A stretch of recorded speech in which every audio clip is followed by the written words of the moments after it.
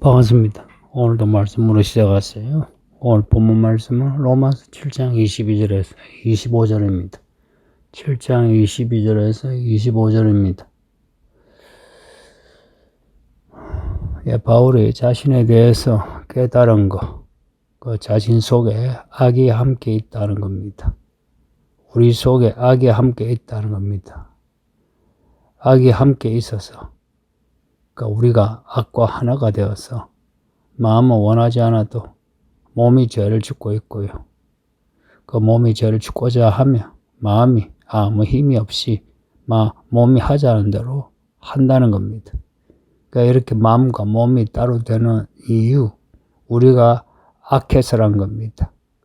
그래서 우리가 우리 힘으로 이 악을 이길 수 없다는 이 현실을 고백하고 있습니다. 무슨 죄를 지어서 악하다라기보다는 우리가 원래 악하고 또 그 악이 절대 힘을 가지고 있다는 거예요. 그래서 우리가 마음으로 착하게 살아야지, 양심대로 살아야지, 믿음으로 살아야지, 말씀을 읽어야지, 기도해야지, 용서해야지, 사랑해야지, 더 수고해야지, 더 참아야지, 더 배려해야지. 그런 마음을 아무리 먹어도 결국은 우리 몸이 하자는 대로 몸의 정욕을 따라 죄를 짓고 있는 거예요. 우리가 믿음으로 살려고 하는 때조차도 악이 우리 안에 함께 있어서 우리 몸을 죄로 이끌고 있다는 겁니다. 아마 공감하실 겁니다. 믿음으로 살고 싶은데 실제로는 내가 죄를 짓고 있는 거예요. 때로는 의도하지 않았는데 나도 모르게 죄를 짓고 있는 자신을 발견할 때 있지 않습니까? 비록 우리가 믿음의 법으로 구원을 받고 새 사람이 되었음에도 여전히 우리 안에는 악이 있다는 겁니다. 참 이거 부정하고픈 사실이죠. 우리가 예수를 믿었으면 구원받은 새 사람이죠. 하나님의 자녀이고 또한 거룩한 성도이고, 그럼에도 악이 우리 속에 여전하다는 이 현실을 부정하고 싶죠. 근데 이게 사실입니다. 우리 마음과 달리, 때로는 우리 믿음과 달리 우리도 모르게 죄를 지음으로 죄 아래 계속 있는 겁니다. 그래서 많은 성도들이 교회 다닌 지 오래되어도 묵은 죄 많죠. 바울은 이 문제를 피하지 않아요. 직시합니다.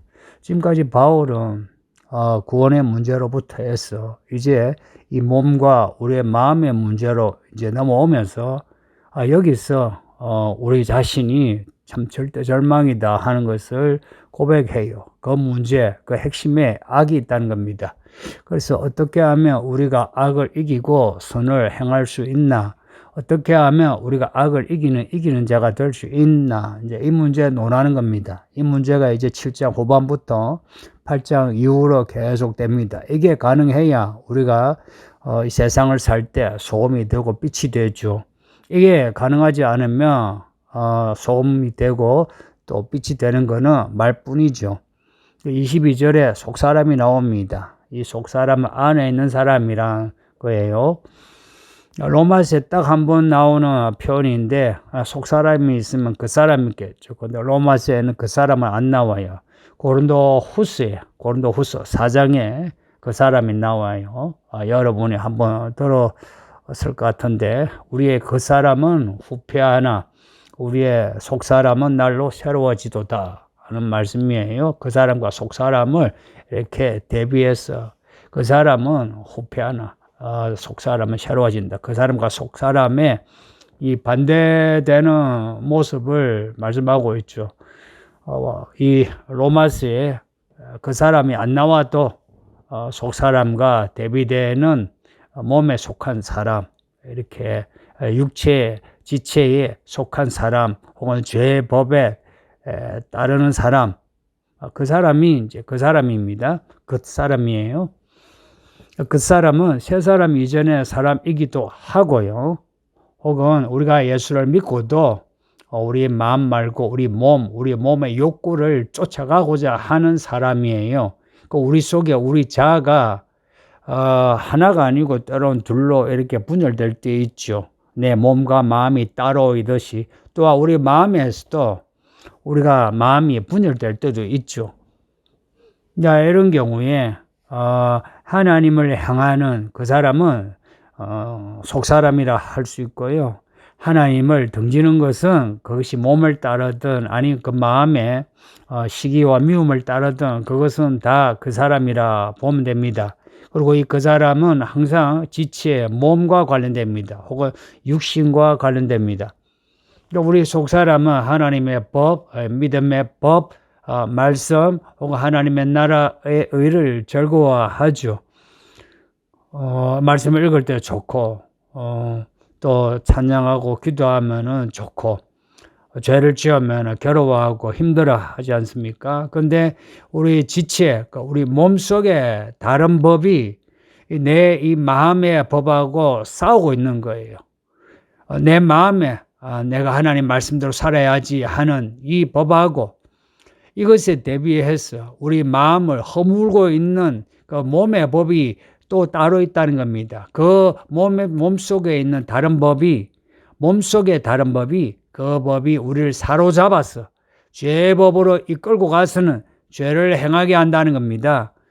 우리가 죄를 지을 때 죄 아래 팔렸다 하는 그 앞에 표현처럼 그 법이 우리를 사로잡아 우리를 죄를 행하게 한다는 겁니다. 내 지체 속에 있는 죄의 법. 요 문구를 마음에 새겨주세요. 내 지체 속에 있는 죄의 법. 여기 지체는 우리 몸을 말합니다. 우리 눈으로 지는 죄, 귀로 듣는 죄, 손과 발로 지는 죄, 이 몸, 육신 속에 있는 죄의 법. 이 죄의 법이 우리 몸에 있어서 우리를 이끈다는 겁니다. 몸의 욕구를 쫓아 해서 죄를 짓게 한다는 겁니다. 우리 속사람이 아무리 하나님의 법을 즐거워하고 기도하고 찬양을 해도 끝나고 나면은 우리를 무너뜨리고 우리 마음 믿음을 무너뜨리고는 결국은 죄를 짓게 하더라 하는 겁니다. 믿음의 법 아래 살고자 하지만 근데 우리의 현실은 우리가 지체 속에 있는 죄의 법 아래에 있는 현실을 발견한 겁니다. 바울은 정말 진지하고 정직한 사람이에요. 아시다시피 교회 연수가 좀 오래되면 스스로 자기의 믿음에 자뻑이 있죠. 해서 자기의 실제 모습을 드러내지 않죠. 여러 가지로 칠해로 덮어서는 자기의 믿음 있음을 이야기하잖아요. 근데 바울은 그렇지 않아요. 앞에서 믿음의 법으로 구원받았음을 고백을 하면서 이제 살아가는 삶에 있어서 우리 몸과 마음의 문제 이야기예요. 몸과 마음의 문제에서 죄와 의를 이야기하고 사망을 이야기하고 하면서 결국은 우리가 믿음으로 살고자 하지만 실제 우리의 몸으로 죄를 짓고 있는 이 현실을 지금 직시하고 그걸 고백하고 있습니다. 이건 비참한 거거든요. 그런 거 있잖아요. 우리가 믿음으로 고백을 하고 믿음으로 살겠습니다 해놓고는 돌아서서는 우리가 죄를 짓고 있는 거예요. 그러니까 우리가 요구하는 그 바리새적인 사람 아닙니까? 그리고 나중에 하나님의 심판을 면할 수 없는 그런 비참한 결과를 가지는 사람이에요. 그래서 바울은 이 비참한 현실을 바로 받아들이면서 오호라 나는 공고한 사람이다 하고 고백합니다. 24절에 나는 비참한 사람이다 하는 겁니다. 바울이 지금 자신에 대해 비참한 사람이라는 겁니다.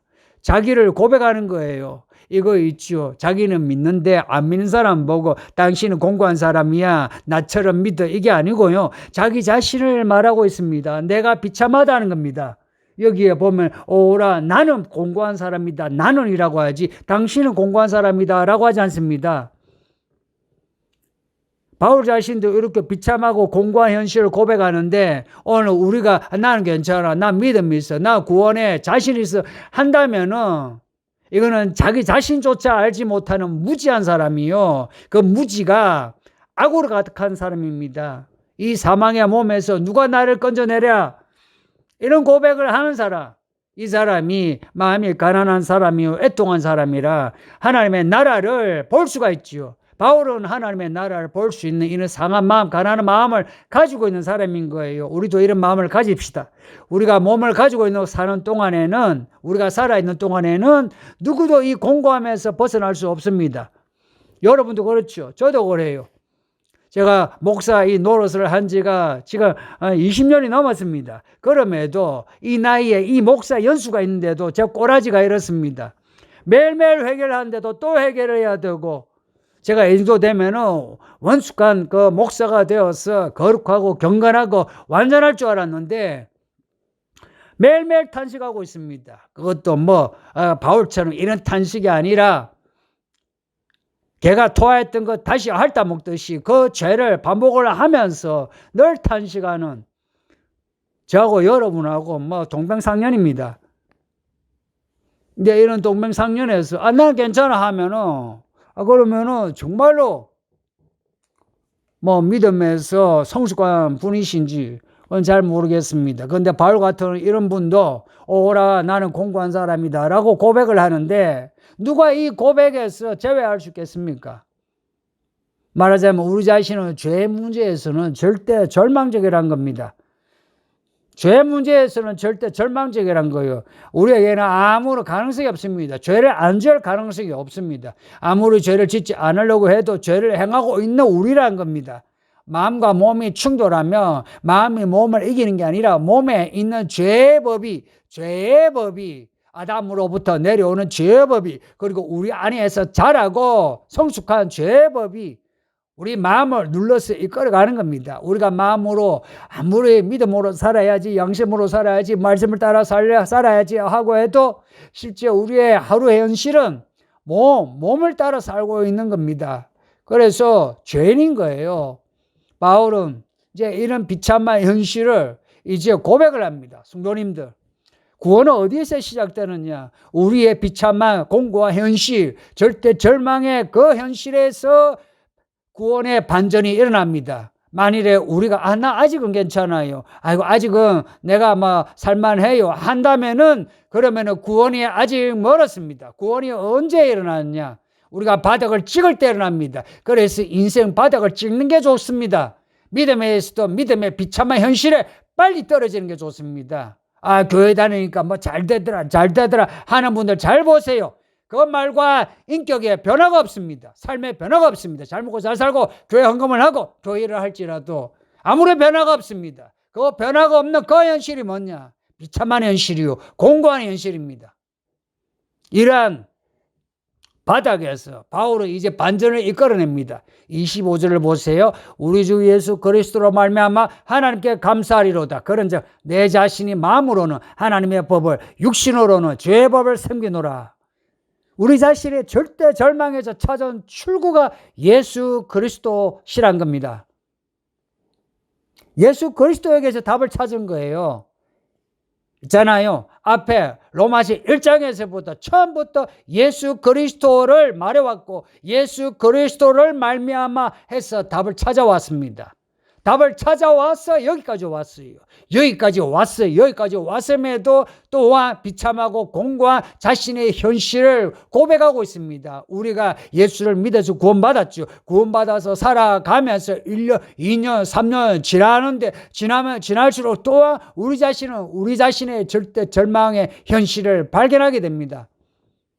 앞에 1장에서부터 내내 예수 그리스도를 말미암아 믿음으로 말미암아 그를 말미암아 그로 인하여 예수 그리스도에게서 답을 찾아왔어요. 또다시 답을 찾는 겁니다.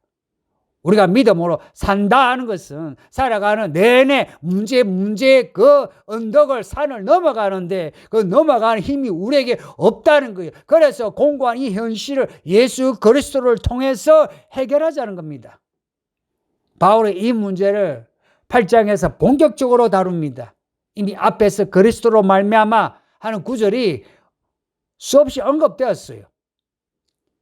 말하자면 그리스도로 구원의 문제를 해결해 온 겁니다. 그리고 또다시 그리스도로 말미암아 7장에서 발견한 자신의 공감, 우리의 공감을 풀려고 하는 겁니다. 로마서의 핵심 단어가 두 가지입니다. 하나는 그리스도, 하나는 말미암아. 이 둘을 합하면 그리스도로 말미암아 혹은 그리스도로 인하여 그리스도를 통하여 우리가 교회에 들어와서 예수님을 믿으면서 겪는 문제들 정말 많아요. 우리가 하나님의 자녀로 우리의 마음이 새롭게 되고 새 사람이 되고 많이 변화는 되지만 변화되는 만큼 또한 우리는 우리 내면과 외면의 문제들을 또 겪게 됩니다. 변화되는 만큼. 처음에는 교회만 다닐 줄 알았죠. 다니면 될 줄 알았죠. 근데 그게 아니었던 거예요. 저만 해도 또 교회만 열심히 다니면 다 되는 줄 알았는데 교회 다니면 다닐수록 이게 끝이 아니구나. 시작이구나. 또 하나 끝냈다 싶으면 또 시작이구나. 성경을 읽고 기도만 하면 또 될 줄 알았어요. 그게 또 아닌 겁니다. 가도 끝이 없는 길처럼 죽을 때까지 이 믿음의 길이 있는 거예요. 그리고 믿음이 깊어지면 깊어질수록 하나님을 높이 바라면 바라볼수록 나와 하나님 간의 그 간극이 큰 것을 보게 되고 내 죄가 더 자세히 보여서 그 비참함이 더해지고 그리고 또 바깥에서는 때마다 생각지 않은 문제들이 일어나서 우리 삶을 힘들게 합니다. 특히나 죄의 문제는 늘 우리를 무력하게 하고 공고하게 하고 비참하게 만듭니다. 아무리 예수님을 잘 믿고자 마음을 먹어도 몸이 따르지 않고 오히려 몸이 이 몸 하자는 대로 끌려가는 이 현실은 정말 우리 마음을 힘들게 합니다. 믿음을 무력해 해요. 이런 문제들, 이 문제에서 또 문제, 이 문제들을 어떻게 해결해 나갈 수 있나? 성도님들, 포기하지 말아야 합니다. 포기하지 말고 이 문제들을 늘 직면해서 해결해 나가야 합니다. 이걸 피하면 그때부터 가식이 되고 외식이 되고 이중적이 됩니다. 우리가 안고 있는 이 문제를 그대로 드러내서 민망하지만 이 문제를 정면 돌파해야 됩니다. 바울은 그런 거예요. 저는 바울의 이 글 중에 서신서 전체 중에 이 7장 24절 9절을 제일 좋아합니다. 왜냐? 제 속에 있는 제 고백이에요. 오라 나는 공고한 사람이다. 이 사망의 몸에서 누가 나를 건져내랴? 누가 나를 건져내겠습니까? 누가 나를 구원하겠습니까? 여러분의 그 비참한 현실을 누가 구원하겠습니까? 아무도 없다는 거예요. 아무도 없는데 예수 그리스도로 말미암아 앞에서 그리스도로 말미암아 답을 찾아왔는데 또 답을 찾는 겁니다. 성도님들, 우리가 죽을 때까지 그리스도로 말미암아 그리스도에게서 답을 찾아야 합니다. 잊지 마세요. 많은 사람이 그리스도로 말미암아 답을 찾아놓고 또 다른 문제 생기면 그냥 넘어지고 자빠져요. 죽을 때까지 예수 그리스도로 말미암아 라고 할 때에 그 깃발을 올릴 때에 우리는 그리스도께 감사하게 됩니다. 혹은 그리스도로 말미암아 또 하나의 감사를 하게 됩니다. 문제가 완전히 해결됐다 안 되었다 그 문제 앞에서 그리스도로 말미암아 라고 그리스도를 찾을 때 우리는 감사하게 됩니다. 오늘 이 하루 그렇게 녹록치 않은 우리의 일상 그리스도로 말미암아 하루를 보내보시기를 예수의 이름으로 축복합니다. 아버지 하나님 감사합니다. 오늘도 로마서 말씀을 읽게 하시니 감사합니다. 이 말씀을 읽고 들으면서 깨달아 알게 해주시고 예수 그리스도로 말미암아 마음이 즐거워하게 하시고 감사하게 하시고 우리의 비참한 현실에도 불구하고 더욱 변화가 있게 하옵소서. 말씀이 우리에게 이루어지는 그 사건을 볼 수 있게 해주소서. 감사하고 예수님 이름으로 기도옵나이다. 아멘. 오늘도 평안하시고 믿음으로 사세요. 바이바이.